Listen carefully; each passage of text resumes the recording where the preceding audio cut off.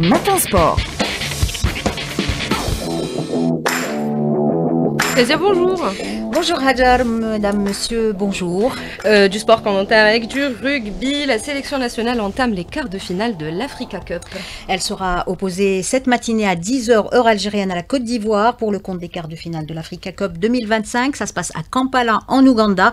Cette compétition continentale est très importante car elle est tout simplement qualificative au prochain mondial de rugby prévu en 2027 en Australie. En cas de qualification aux demi-finales programmées dimanche 13 juillet, le 15 national affrontera le vainqueur du quart de finale opposant la Namibie au Sénégal. Sur ce match face à la Côte d'Ivoire, je vous propose d'écouter le manager général de l'équipe nationale de rugby, Azzou Saïb. Il est au micro de Lotfi Benidir.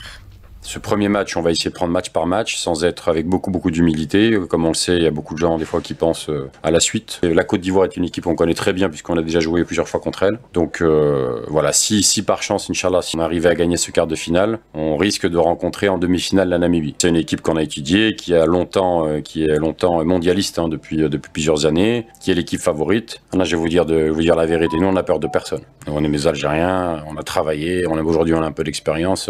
Ils sont les bienvenus, on les attend. Si demain l'Algérie était amenée à se qualifier à la Coupe du Monde, ce que je souhaite, Inch'Allah ya Rabbi, c'est que ça serait incroyable pour le pays. Ça deviendrait d'abord la première équipe arabe à se qualifier à une Coupe du Monde de rugby. Ça permettrait de mettre le drapeau en avant avec à peu près 1 milliard de téléspectateurs, ce qui est quand même assez considérable. Et on irait au-delà du rugby. On pourrait apporter une image positive au niveau international et apporter bien entendu une valeur ajoutée à tout le territoire algérien.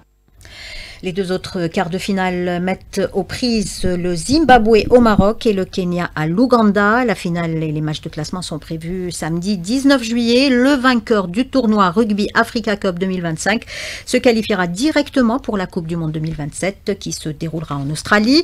L'équipe finaliste passera par des barrages appelés tournoi de qualification finale, une compétition qui va opposer des pays africains et asiatiques. Et en football, 2 clubs de Ligue 1 ont désigné de nouveaux entraîneurs.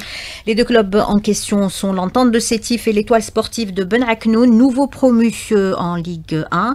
L'Allemand Antoine Hey est le nouvel entraîneur de l'Entente de Sétif qui succède ainsi au Tunisien Nabil El Kouki qui avait démissionné de son poste pour rejoindre le club égyptien El Masri. Antoine Hey qui avait notamment porté en tant que joueur les couleurs de Grasshopper de Zurich en Suisse, du Fortuna Düsseldorf et du SC Fortuna Cologne. Là on sent l'absence de Djibouti. Donc en Allemagne, a été sélectionneur des nombreuses équipes nationales, en particulier en Afrique et en Asie, le Lesotho, la Gambie, le Libéria, le Kenya et la Birmanie. De son côté, chez l'ES Ben Aknoun a officialisé la nomination de Mounir Zardoud à la tête de l'encadrement technique de son équipe, première en remplacement de Mohamed Béchir Mana, qui réussit le pari de faire revenir Ben Aknoun en Ligue 1. Mounir Zardoud qui s'est fixé comme objectif de jouer le maintien la saison prochaine. Il le dit à Rostom Yahya Sherif. On va dire que l'objectif, il est clair, c'est le maintien. J'espère que je serai à la hauteur, Inch'Allah, de donner le plus que ce club attend de moi, de mon staff et aussi des joueurs aussi. C'est une mission qui n'est pas facile, qui est difficile quand même. Un club, vous savez qu'il revient après une année d'expérience en Ligue 1. Je pense qu'il a une petite expérience pour bien gérer ce qui va venir, Inch'Allah. J'ai une liste de joueurs quand même, il faut anticiper. Espérons, Inch'Allah, que nous allons faire un bon recrutement, Inch'Allah, qui va nous permettre de construire une bonne équipe qui va bien entamer et faire une bonne saison, Inch'Allah. Et rappelons que Zardoud avait débuté la saison dernière sur le banc de l'US Biskra avant de rejoindre l'Olympique Arbo.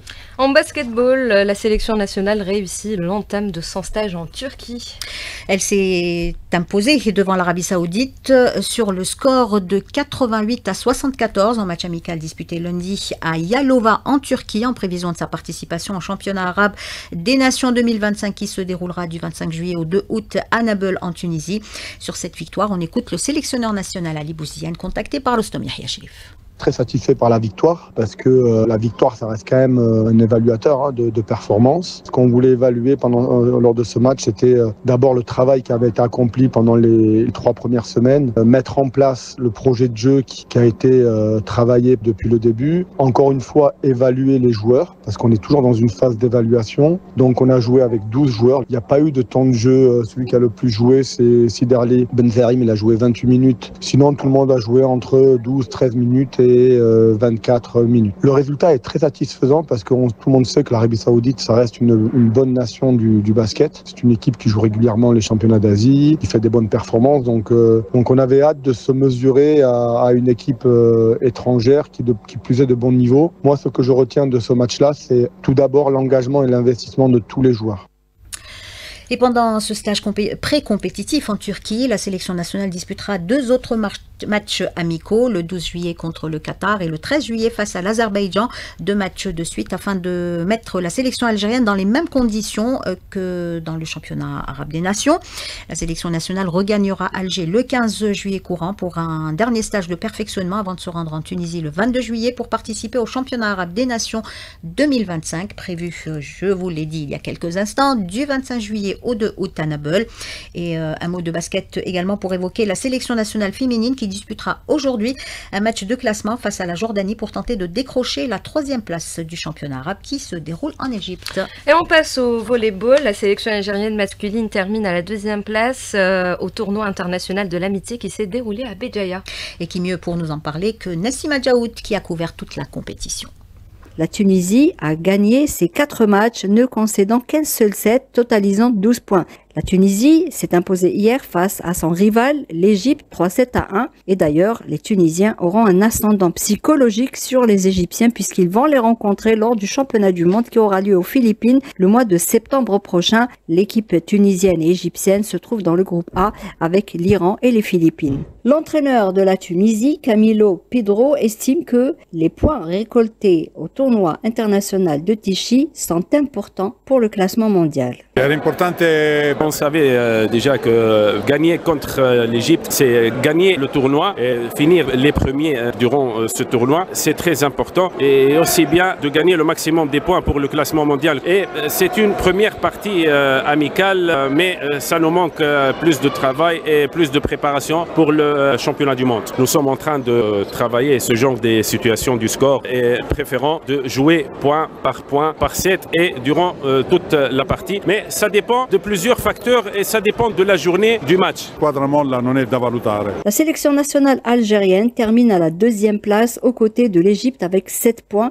L'équipe algérienne totalise 2 victoires et 2 défaites, dont une défaite au tie-break 3-7-2. Le sélectionneur algérien reconnaît que la victoire hier face à l'équipe nationale militaire était très importante. Kamel Imloul. Ça a été un bon test, donc on a eu à voir quand même le gratin du volleyball africain ici présent en Algérie, dans la ville de Béjaïa. Je pense que ça a été bénéfique pour un premier test. Après 2 ans sans compétition, il faut le souligner. Il y avait beaucoup de volonté, de détermination. Maintenant, nous allons poursuivre notre préparation à partir du bilan de cette participation. Puis les prochains stages, on s'envolera en Tunisie où on fera un stage en commun avec la sélection tunisienne et la sélection libyenne. Ça sera du 11 au 17 juillet. Au menu, 4 matchs. L'équipe nationale militaire termine à la 4e place avec 2 points. À noter que le 4e mondialiste qui a pris part au tournoi international de Tichy, la Libye, termine à la dernière place avec 2 points, 4 défaites, dont 2 au tie-break.